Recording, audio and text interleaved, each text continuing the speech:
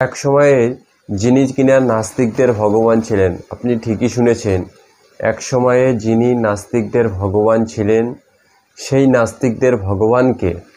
গতকাল আরজি করের জুনিয়র ডাক্তাররা যেখানে ধর্নায় বসেছিল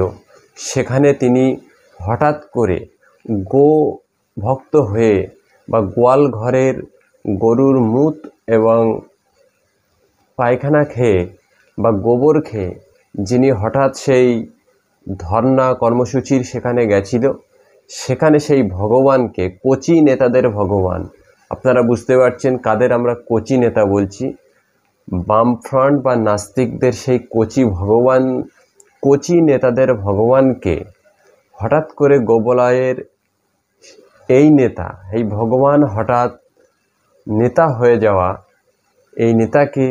শয়তানের মতো তাড়িয়ে দিয়েছে জুনিয়র ডাক্তাররা। তারা সঠিক কাজ করেছে অন্তত একটি ক্ষেত্রে আমরা বলতেই পারি, যে এক সময়ের ভগবান পরবর্তী সময়ে তিনি গোয়াল ঘরের সন্তান রূপে দীক্ষা নিয়ে হঠাৎ করে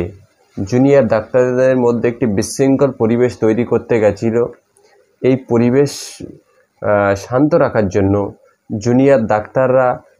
শয়তানকে, ভগবান হঠাৎ শয়তান হিসেবে দেখা দিল তাদের সামনে,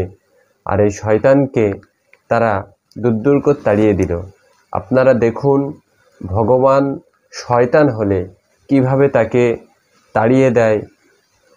ভারতবাসীর যোগ্য সন্তানরা, সেটা আপনারা দেখুন এবং অবশ্যই দেখার পরেই আপনাদের মতামত কমেন্ট বক্সে জানাবেন।